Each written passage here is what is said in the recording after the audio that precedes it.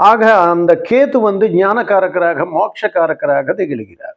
ராகு போகக்காரகனாக திகழ்கிறார். அதனால ராசி மண்டலமே நாம் எடுத்துக்கொண்டால் 360 டிகிரிகள் கொண்ட ஒரு ராசி மண்டலம் 12 ராசிகளுக்கு. இந்த ராசி மண்டலத்திலேயே பாதி 150 டிகிரியில் ராகு கேத்துக்கள் இடம் பெறுகிறார்கள். அதாவது அதனுடைய பொருள், ராகு லக்னத்தில் இருந்தால் 7ஆம் பாவத்தில் கேத்து இருக்கிறது, 2ஆம் பாவத்தில் கேத்து இருந்தால் 8ஆம் பாவத்தில் ராகு இருக்கிறது.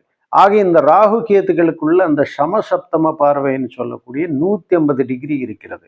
அதாவது குவைட் ஆப்போசிட். அப்படியே 360 டிகிரிகள் கொண்ட ராசி மண்டலத்துல பாதி இந்த 2 கிரகங்களை ஆக்கிரமித்து கொண்டதுனால அதனுடைய உங்களுக்கு என்ன விளக்கம் தெரிகிறது என்றால், ஒன்று தரக்கூடியதாக இருந்தால் ஒன்று நம்ம இடத்துல எடுத்துட்டு போகக்கூடியதாக இருக்கிறது. ஆக இந்த 2 கிரகங்கள், அதனாலதான் மோட்சக்காரகனாகிய கேத்து பகவான், ஞானக்காரகனாகிய கேத்து பகவான் ஞானத்தை கொடுப்போம். அதாவது உள்ளபடி ஏற்றுக்கொள்வது என்பது ஞானம் அல்லவா? ஆக அந்த ஞானத்தை தரக்கூடிய வல்லமை என்பது கேத்திடம் ஒப்படைக்கப்பட்டது.